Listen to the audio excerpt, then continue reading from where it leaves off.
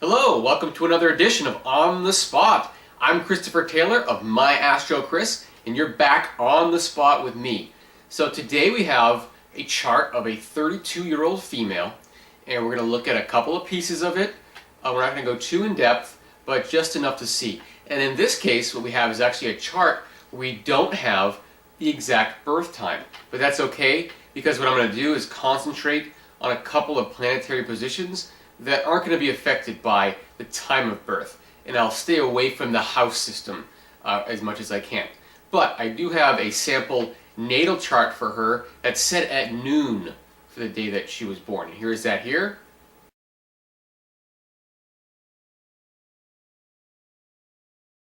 And with that, what we want to focus on are a couple of key points. Within her chart, there is this Sun conjunct Mars in Capricorn, and it's squaring Pluto in Libra.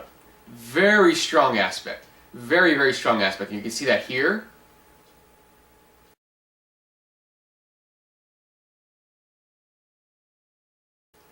Okay?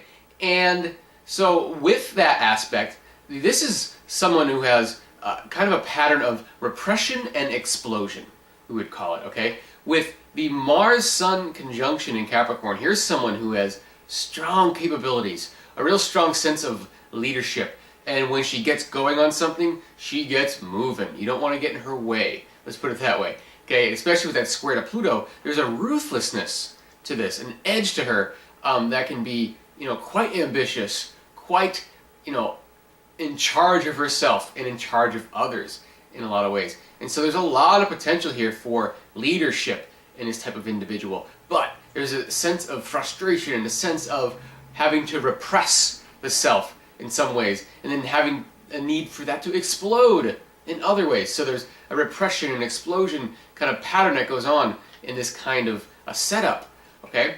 And so this is the part of her that has been awakened here within the last, say, 6 months or so, 6 to 8 months. And if we go back to about the November to January period, this is about when Saturn in Libra, we can see it here,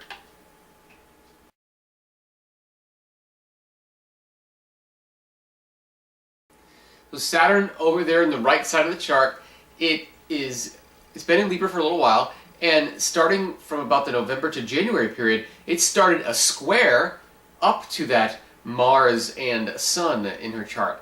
And so the sense in her the sense of having to repress herself, or a sense of old repressions having to surface, really started to bubble around this time. So around the winter here of 2010 into 2011. Then when we got into about mid-March through about mid-April, more like late March to mid-April, this is when Jupiter was on the other side of the chart in Aries, and it was squaring that area. And then it also opposed Pluto in about mid-April. So late March into early April was more of a square to the Sun and Mars, and then mid-April was the opposition to Pluto. So whatever was coming into her life, late March to mid-April, was almost like a sign to say, this is how to deal with the repression explosion cycle within you. So there's a sense of, this has to come out now, or a real sense of ambition brewing. And this time period, late March to mid-April of 2011, was a time period of getting a sense of, this is what I can use it for. This is what I need to do with this. So it could have been, for example, a sense of, a brewing sense of ambition that now suddenly has an outlet, or an idea for an outlet at least. Or it could have been old issues that have been repressed that have an opportunity to come up, whether it's through therapy or some other means like that.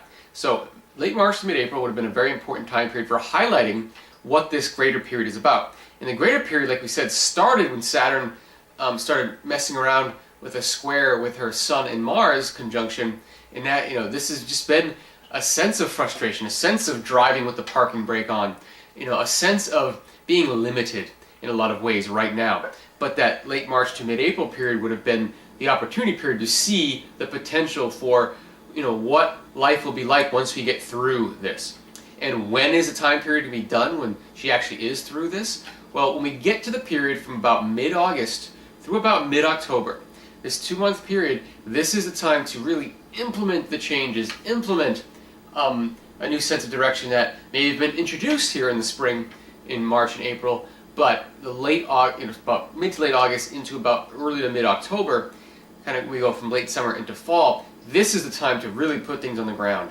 And so if it was therapy that was part of this, this would be the time to really be strong in herself and getting through this. If it was a new ambition, a new sense of taking leadership for herself or a new life direction, then this would be the time to make it real, rather than just dreaming about it and keeping herself held back because of maybe family beliefs and obligations and things like that can often hold people back. Okay, so this would be just an awareness period from last fall of 2010 right through the beginning of this fall of 2011 of any sense of blockage, any sense of repression that's been in her and why it's been in her. And this period really is about releasing that. It really is about redirecting that and utilizing that. Because again, this is someone with a great potential for leadership, a great potential for directing herself and others in a very tenacious kind of a way. Okay? And so there's no need to waste this on repressing emotions and repressing any sense of self. But this is about learning about the true self-expression of that energy. Okay? So that about wraps it up for this On the Spot. Again, I'm Christopher Taylor of MyAstroChris, and you can contact me through my website at myastrochris.com, and there you can get readings, comprehensive readings on individual charts, relationship charts, business charts, so we can do business and organizational kind of look.